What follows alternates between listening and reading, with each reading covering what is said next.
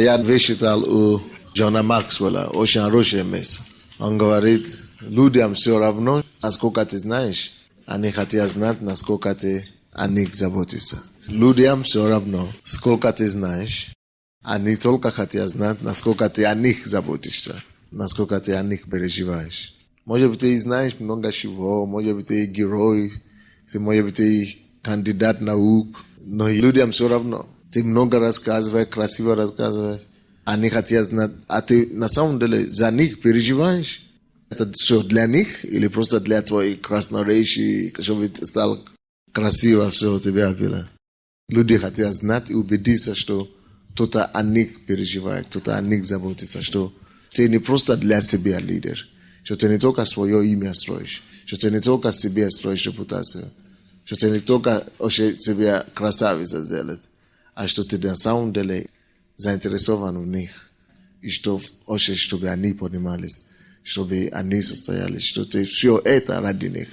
Братья и сестры, некоторые же есть такие учителя, которые только хотят показывать, насколько они красноречивы, эрудированы. Иногда такое искушение есть для всех служителей. Вы хотите на сцене показать, говорить больше. Это неправильно. А это не то, что людям нужно. Люди хотят знать, что ты действительно заинтересован в том, чтобы им помочь. Не просто, чтобы дать им очередное учение, или очередной урок, очередной эрудицию твою показать, а чтобы действительно они почувствовали и получили реальную помощь от тебя. Так вы должны это знать и жить этим. Что даже не все люди не поднимаются и достигают успеха, не только те, которые хорошо говорят, или хорошо знают, или много знают. На самом деле успех добивается тот, который на самом деле заинтересован в людях и заботится о них, о их судьбе и так далее. Не надо доказывать никому, как вы много знаете, как вы научены, эрудированы и так далее. Вам надо доказать другое, что вы любите. Это ждут все. 1 Иоанна, 4 глава, 16 по 21 стих. 1 Иоанна. «И мы познали любовь, которую имеет к нам Бог, и уверовали в нее. Бог есть любовь, и пребывающий в любви пребывает в Боге, и Бог в нем. Любовь до того совершенства достигает в нас, что мы имеем дерзновение в день суда, потому что поступаем в мире сем, как Он. В любви нет страха, но совершенная любовь изгоняет страх, потому что в страхе есть мучение. Боящийся несовершенен в любви. Будем любить Его, потому что Он прежде возлюбил нас. Кто говорит, я люблю Бога, а брата своего ненавидит, тот лжец. Ибо не любящий брата своего, которого видит, как может любить Бога, которого не видит? И мы имеем от Него такую заповедь, чтобы любящий Бога любил и брата своего». Любовь превыше всего. Люди не хотят знать, насколько вы знаете. Людям все равно, сколько вы умеете. Людям все равно, насколько вы эрудированы. Людям все равно, насколько вы одарованы. Люди хотят знать, насколько вы их конкретно любите. Его лично. Вопрос такой к вам. Вы доказываете ли вы кому-то? Показываете ли кому-то? Я знаю, что вы всех любите теоретически. И нет у вас врагов, да? Нет у кого вы не воспринимаете. Но вот, может ли кто-то смотреть на вас и говорить, да, этот человек действительно любит людей, он любовью ко мне относится. И о себе вы можете это сказать, что я люблю людей, я действительно здесь. Все могут обо мне так говорить. Тяжело. Надо расти. Некоторые люди могут любить, но они не могут быть лидером, не могут вести. Пускай Бог даст нам еще больше таких любящих сердец, чтобы Бог нас всех сделал такие. Это заповедь не только к некоторым избранным, заповедь ко всем, чтобы мы все ходили в любви. Вот так. Следующее, если вы хотите действительно, чтобы через вас люди состоялись и поднимать людей, к вам будут тянуться, если вы любите людей. Но кроме того, вы должны ставить ваши приоритеты правильно.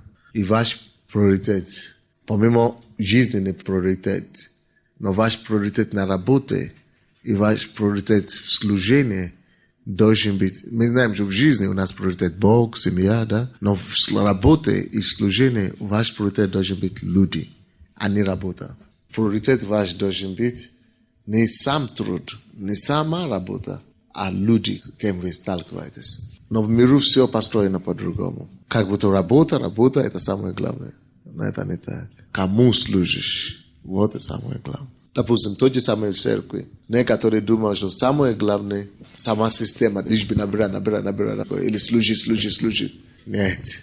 Самое главное не система, самое главное не служение. А что самое главное? Люди, кому мы служим. Люди самое главное. То есть из-за того, что я хочу заботиться о людях, из-за того, что я хочу любить человека, из-за того, что я хочу помочь человеку для людей, чтобы им помочь. Поэтому мы можем что-то менять, подстраивать, перестраивать, чтобы людям было удобно, чтобы людям было хорошо. Люди должны быть наш приоритет. А если люди ваш приоритет, вы не можете обижать людей, вы не любите обижать людей. Хотя можно иногда, или иногда тоже нужно. Но вот это не ваш образ жизни. Вы не ходите по головам. Люди, которые ходят по головам, чтобы достичь своей цели, видят цели и видят только люди как средства. На самом деле люди должны быть цели, а все остальное, структура, система, средства. Поэтому если люди, ваш приоритет, вы будете тратить время, чтобы знать людей. И вы будете также тратить время на то, чтобы не только знать людей, но заботиться о людях. Если люди есть ваши приоритеты, то вы не будете манипулировать людьми, чтобы только ваши какие-то цели достичь. Вы делаете все для них, вы не манипулируете ими. Если люди есть наша цель, вы будете поступать честно, порядочно и открыто с людьми. Когда интерес людей не на первом месте, не самое главное для вас, вы можете обмануть и хитрить, потому что вы ищете цели какие-то, вы ищете какой-то интерес свой. Люди не интерес, а вы просто их обманываете, можете хитрить, обмануть, но что-то скрыть, чтобы достичь, чтобы прийти к какой-то самоцель свою, которую вы ставите перед собой. Пусть Бог прощает нас и милует. Но когда люди, ради людей мы делаем все, что мы делаем, мы хотим быть настоящими, прозрачными, хотим быть искренними, честными и верными, потому что это поддерживает людей. Никто не любит, когда его обманывают. Люди чувствуют плохо, когда они их обманывают. Люди разочаруются, когда их обманывают. Это то же самое пользоваться людьми. Конечно, если люди есть ваш приоритет, вы не будете пренебрегать людьми. Никто не достоин, чтобы его пренебрегали. Красивые, некрасивые, маленькие, большой, богатые, бедные. Вы будете ровно одинаково посчитать все, кто под вами или приходит на ваш путь. Я всегда говорю, если вы хотите кого-то ругать и делать замешание, помните, что на один замешание надо 10 положительных комплиментов. То есть на каждое замешание, на каждое обличение должно быть 10 комплиментов. Без этого вы будете людей убивать. Потому что если вы делаете 10 комплиментов, или 9, или 8, 7, от 7 до 10 комплиментов человеку, это его исцеляет. И он начинает забивать за то обличение, которое вы ему сделали, за то замешание, которое уже начинает понять, он любит меня, а не то, что он злой на меня, или он меня не воспринимает, или он меня ненавидит. Нет, он нормальный ко мне. То есть просто ему надо было это делать. А некоторые лидеры только на это специализируются, чтобы обличать, ругать, путать другими. Сначала вы же не начинаете отношения с тем, что сразу ругать кого-то. Всякое отношение начинается как нормальное отношение. Если вы дружески общаетесь с людьми, в это время хорошо вы говорите людям, вы хорошо относитесь к людям. Поэтому это уже как бы не обязательно комплименты такие. Имеется в виду хорошие отношения. Когда вы хорошо относились к людям, один раз, второй, третий, четвертый и дальше. Если надо уже делать комплименты, вы делаете комплименты. Не надо подготовить, это искусственно. Надо просто знать, что тот человек, кому вы хорошо относитесь, легче ему принять ваше облегчение, чем то, кого вы не знаете, вообще сразу вы на него наезжаете. Он вообще вас, наверное, никогда не простит.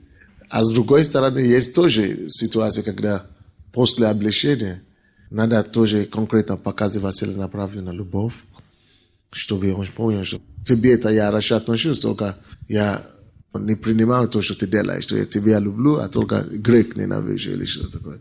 Точно как мы наказываем ребенка, и потом обнимаем их и поощряем их. Точно так же здесь может быть.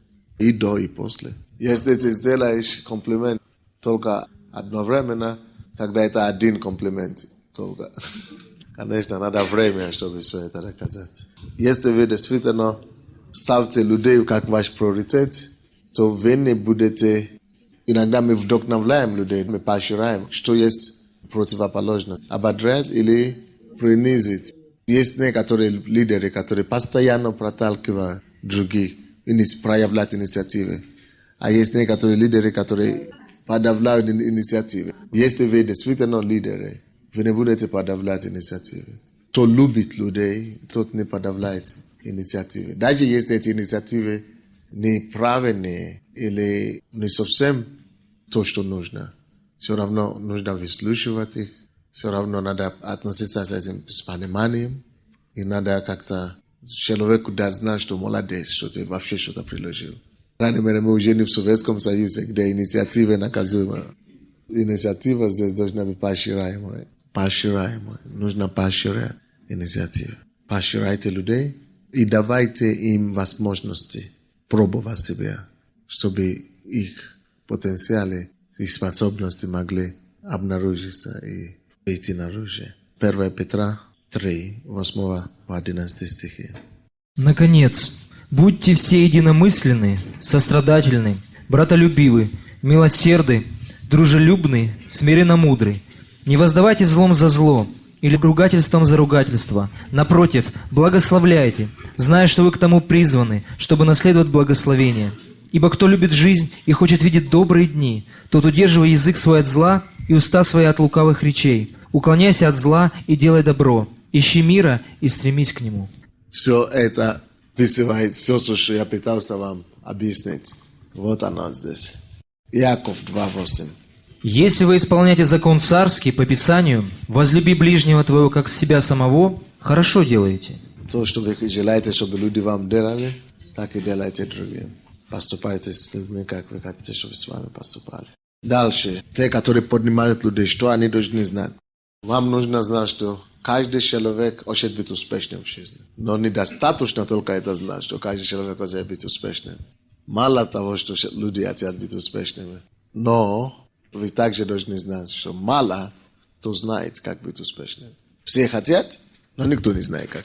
И это ключок. Это есть для людей, которые действительно хотят поднимать людей. Это есть такой хороший аргумент. Если люди все хотят, они знают, значит, если я буду знать, как сделать людьми успешными, люди будут тянуться ко мне. И я смогу дать эти же ключи им, чтобы они научили других быть успешными. Как же люди думают об успехе? Что в основном люди думают, как успех приходит? Люди думают, если я буду учиться, и у меня будет высшее образование, то я, скорее всего, стану успешным в жизни. Некоторые думают, если у меня будет хорошая работа, то я буду успешным.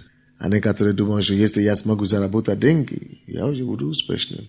Разные, что люди думают об успехе. Но в основном, почти во всех местах, во всех странах, люди думают, что успех – это случайность, это повезло, кому повезет. Что успех – это жизнь, судьба. Успех – это судьба. Кому-то дано быть таким успешным, богатым или состоятельным, а остальным постольку. Мы должны знать, что успех – это закономерность. Успех – это результат решения, которое каждый человек принимает. И успех приходит только когда возможность и труд сталкиваются. Успех – это что? Когда возможность и труд сталкиваются. То есть, успех закономерный. Успех закономерный. Это закономерность. Можно планировать успех. Человек, который планово учится и плавно также обучает, работает над собой, готовит себе, и который постоянно ищет возможности, однажды столкнется с успехом. Пожнет плоды. Если он серьезный, посвященный тому, что он делает, ищет возможности, постоянно трудится и ищет возможности. Не просто трудится где-то там, в заборе, где его никто не видит, а еще и ищет возможности. Однажды он столкнется. Однако успех не какой-то вещь мгновенный. Успех – это не событие. Успех – это больше процесс. Допустим, мы можем говорить, что 20 января Lucia Mikhailovna родила сына. Это событие. Однажды родился и все. Но успех так не рождается в один день. Это процесс формирования. Но мы не можем сказать, стал мужчиной, состоялся, родился в 99-й год, а в 2000 году стал человеком. Это процесс, так и успех. Успех – это постоянный рост и постоянное развитие. Как успех происходит? Вы трудитесь постоянно в каком-то деле, ищете возможности и случаи, и какая-то возможность приходит, которая дает вам что-то сеять, за что-то зацепиться. И одна возможность и одно случай рождает другой случай. И когда вы еще строите на этом случае, вы цепляете за это, еще что-то делаете, следующий шаг делаете, еще другой случай какой-то появляется. Делаете этот шаг, еще какой-то случай приходит.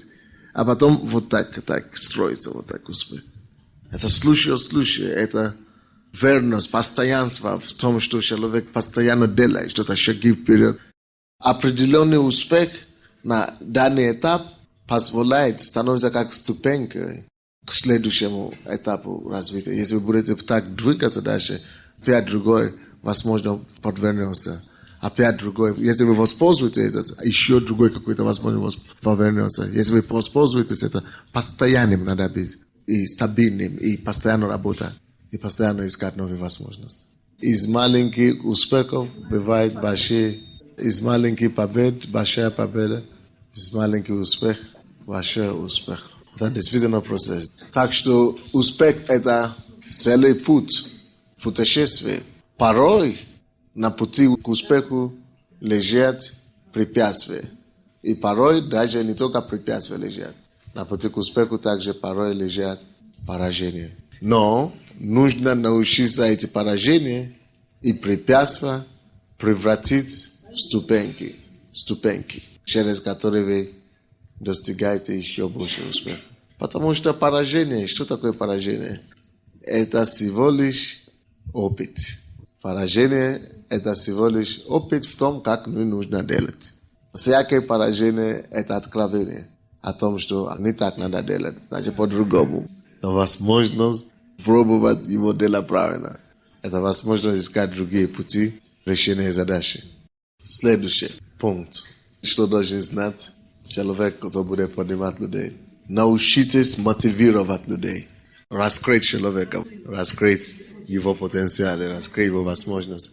Мотивировать. Мотивировать к чему, для чего, а мотивы щи научите мотивировать людей. И самый лучший способ мотивировать людей – создать для них условия. Чтобы они автоматически просто видели, что здесь могу состояться. Могу состояться. Вы начинаете обнаруживать, что, оказывается, могу что-то достичь. Самая лучшая мотивация для людей – это создавать им условия свободы, вдохновения, возможности, вкладывали в меня отношения, доверие. Но проблема в том, что некоторые люди чувствуют потрясающие возможности атмосферы свободы состояться, злоупотребляют некоторые. Или привыкают к этому. И не замечают, пренебрегают.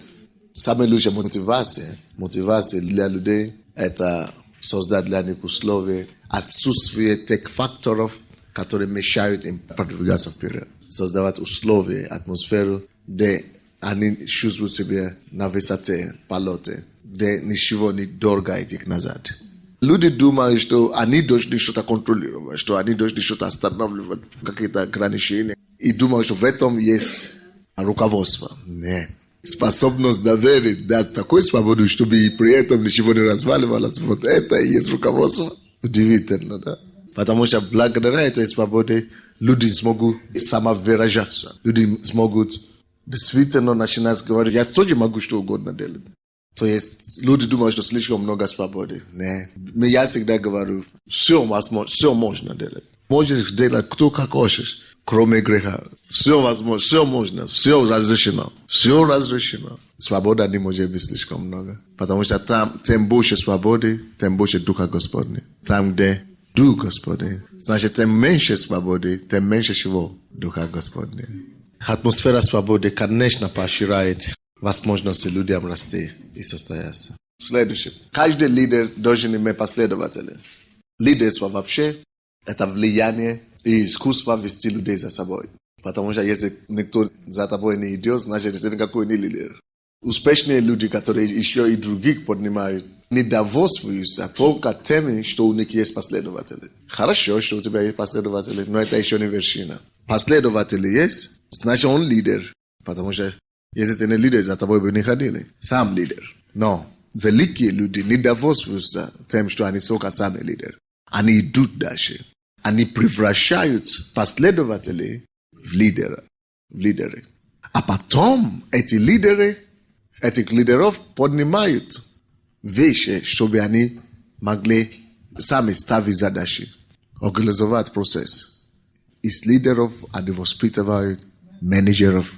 А потом с этих лидеров и менеджеров они созидают и поднимают людей, которые сами становятся великими лидерами, которые сами уже воспитывают других лидеров, которые способны других поднять.